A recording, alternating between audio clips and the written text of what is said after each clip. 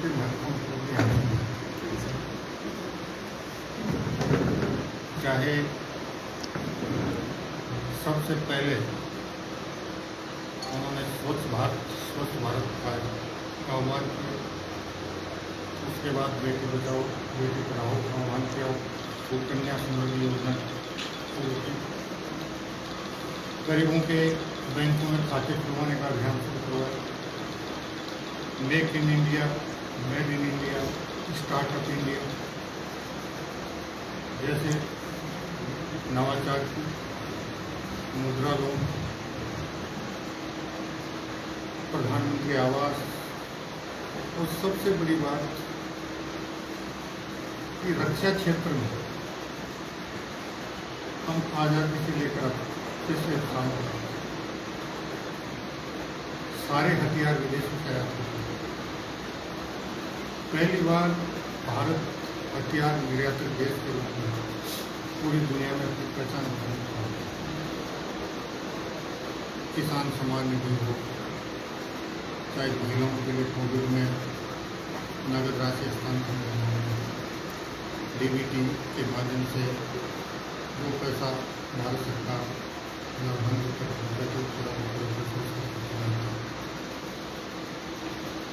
चाहे कोविड काल में सभी परिवारों को खाद्यान्न उपलब्ध कराने का मामला हो,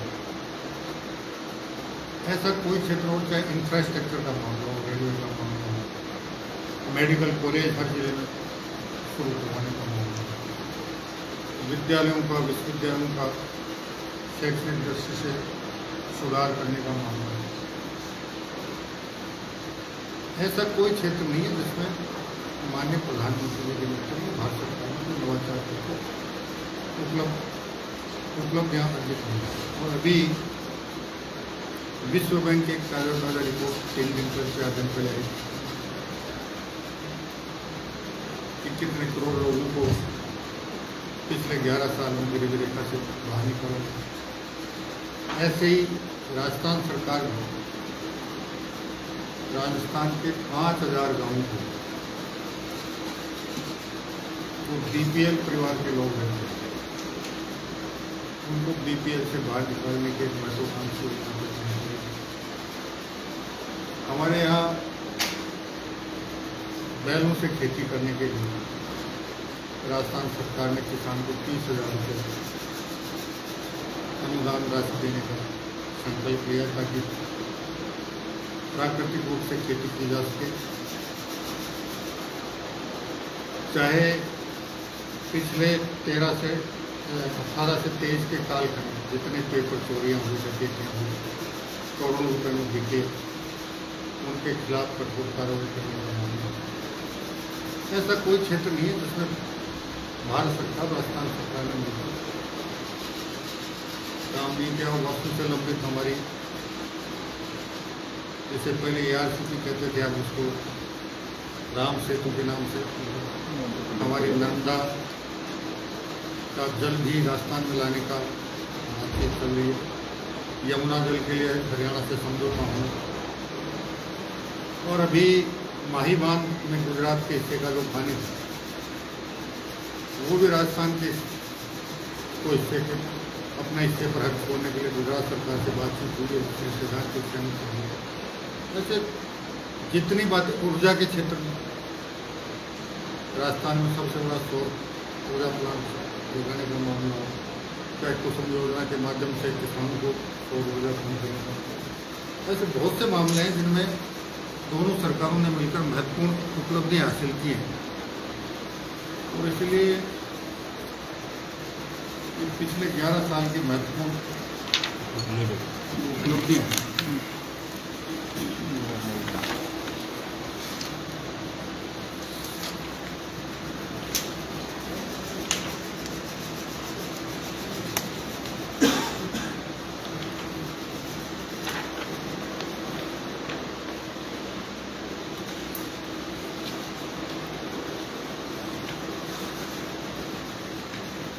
बाइट कर लें हम,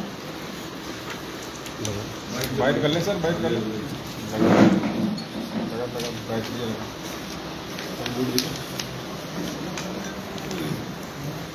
काढू माई पकड़ काढू यार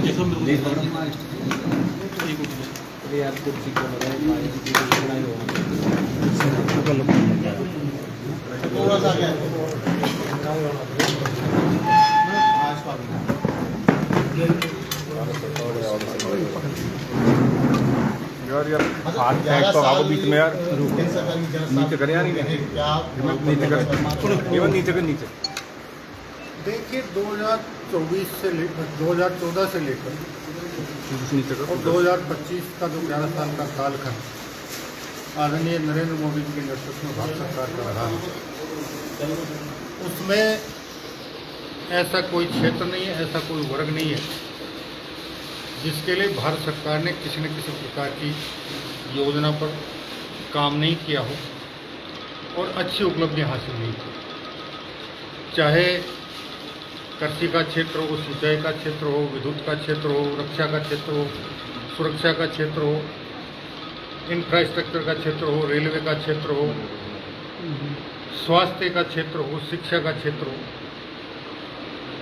ऐसा कोई क्षेत्र नहीं है जिसमें पिछले 11 साल में उल्लेखनीय कार्य भारत सरकार द्वारा नहीं किए। और इसीलिए 11 साल में भारत सरकार का और आदरणीय मोदी जी का एक ही संकल्प है कि आज़ादी के 100 साल पूरे जब 2047 में हों, उससे पहले भारत की जनता का सरकार के हर कार्यक्रम में भरपूर सहयोग मिले, भागीदारी बने और आज़ादी के 100 साल होने से पहले भारत दुनिया का सबसे विकसित, सबसे सबल, सबसे सशक्त और सर्वाधिक सामाजिक समस्या वाले राष्ट्र के रूप में दुनिया में अपनी पहचान दी। इस बात को लेकर वो सतत प्रयत्नशील हैं और उसी के सुखद परिणाम निश्चित रूप से देश की जनता के सामने आ रहे हैं। अभी ताज़ा काम आपने ऑपरेशन सिंदूर के माध्यम से देखा होगा कि किस प्रकार भारतीय सेना ने अपने शौर्य और पराक्रम के माध्यम से दुश्मन देश के जितने भी आतंकवादी अड्डे थे और उसके जितने भी सामरिक महत्व के हवाई अड्डे थे उनको तहस नहस किया है और उससे पाकिस्तान सहित चीन और अमेरिका जैसे देश भी दहशत में आए हैं कि भारत की सेना के पराक्रम का मुकाबला करना उनकी बस की बात नहीं है। ये पूरे विश्व में एक संदेश गया है और उसके बाद हमारे सर्वदलीय सांसदों का जो प्रतिनिधिमंडल पूरे विश्व में जाकर ऑपरेशन सिंदूर और पाकिस्तान की काली करतूतों के बारे में दुनिया के सामने अपना पक्ष रखा है, उससे भी भारत की स्थिति अंतर्राष्ट्रीय जगत में मजबूत है। सर, विपक्ष का कहना है कि पहलगाम हमले के आतंकवादी जो है अभी पकड़े नहीं गए और प्रतिनिधिमंडल विदेश का आया है। देखिए, पहलगाम हमले के आतंकवादी पकड़े गए या मारे गए या नहीं मारे गए, ये प्रश्न उठाया जा सकता है, लेकिन उससे पहले उनके कालखंड में जितने काम हुए, 26/11 का जो बॉम्बे में हमला हुआ, उस हमले के बारे में तत्कालीन वायुसेना के शीर्ष अधिकारी का भी वक्तव्य आपने पिछले दिनों सुना हो।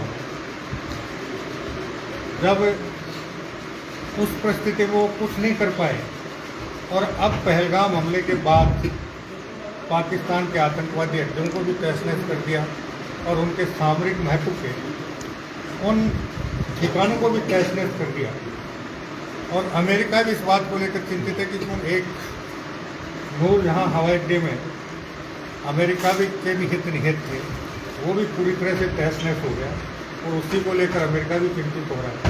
तो अब विपक्ष किसी भी प्रकार का आरोप प्रत्यारोप लगा सकता है। लोकतंत्र में प्रतिपक्ष का दो बातें होती हैं। उनका मूल कर्तव्य ये होता है कि सरकार जो भी काम कर रही है उसमें अगर कोई कमी खामी हो तो या तो उसकी समालोचना होती है। समालोचना का अर्थ ये होता है कि कमी उजागर करो और वो कैसे ठीक हो सकती है या सरकार के कार्यवाही में क्या कमी थी, उसको किस प्रकार सुधार किया जा सकता है, उसके बारे में वो इंगित करें। वो तो होती है समालोचना और एक होती है आलोचना। आलोचना में हमें कोई मतलब नहीं, हमें सिर्फ आलोचना करनी है। आलोचना का कोई स्तर नहीं होता है, समालोचना का एक स्तर होता है। विपक्ष समालोचना करने के बजाय आलोचना में ज़्यादा विश्वास रखता है और आपने देखा होगा दुनिया के किसी भी देश में वहाँ की सेना के किसी भी अभियान पे वहाँ के नागरिक किसी भी प्रकार का प्रश्न नहीं किया। केवल मात्र भारत ही एक ऐसा देश है जहाँ पिछले 11 साल में विपक्ष ने सेना के शौर्य और पराक्रम पर जिस प्रकार प्रश्न चिन्ह खड़े करके उनका मनोबल तोड़ने का प्रयास किया, लेकिन वो अपने इन नापाक मंसूबों में सफल नहीं हो पाए। उल्टे सेना को भारत सरकार ने जिस प्रकार से खुली छूट दी, उससे सेना का शौर्य और पराक्रम बुलंदियों तक पहुंचा है। विपक्ष चाहे उसके प्रति कितने भी प्रश्न चिन्ह खड़े करता रहे, सेना के मनोबल पर उसका कोई असर नहीं। सर, दौसा नगर परिषद की हालात से है, ग्राम पंचायत से बदतर है। न सफाई होती है, न रोड लाइट जलती है, और रोड है सारी खोद के पटक दी, कोई मेंटेनेंस नहीं हो रहा टाइम पे, और न कोई सुनता है न कोई। आपने अभी जो बात बताई है मेरे संज्ञान में है, हम इससे शुरुआत। सर 90B कॉलोनी होने के बाद में भी स्टे किस तरह मिलता है भाई? 90% कॉलोनी बच जाती है, 25 साल 90B हो जाती है। स्टे का मामला न्यायिक प्रक्रिया है, उसके बारे में हम कुछ नहीं कहते। सर अतिक्रमण पे भी ध्यान नहीं दिया जा रहा, परसेंट भी इतना अतिक्रमण बढ़ रहा है।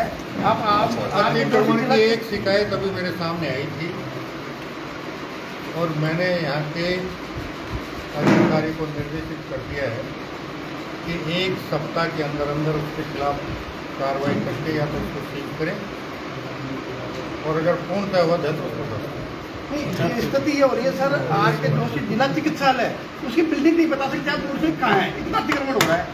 पाल पलूरे लगा लगू करके रोड पे हाई, मतलब वो गन्ने की मशीन तक लगा दी रोड पे, बराबर से व्हीकल नहीं निकल सकता। जबकि आयुक्त महोदय को मैंने खुद भी कॉल किया 2 बार, तीसरी बार कॉल उठाना ही बंद कर दिया आयुक्त महोदय ने। सर इसमें क्या कहो? तो इस संबंध में मैं आपसे बात करूँगा और आपके जिला कलेक्टर से। ठीक है सर, थैंक यू सर।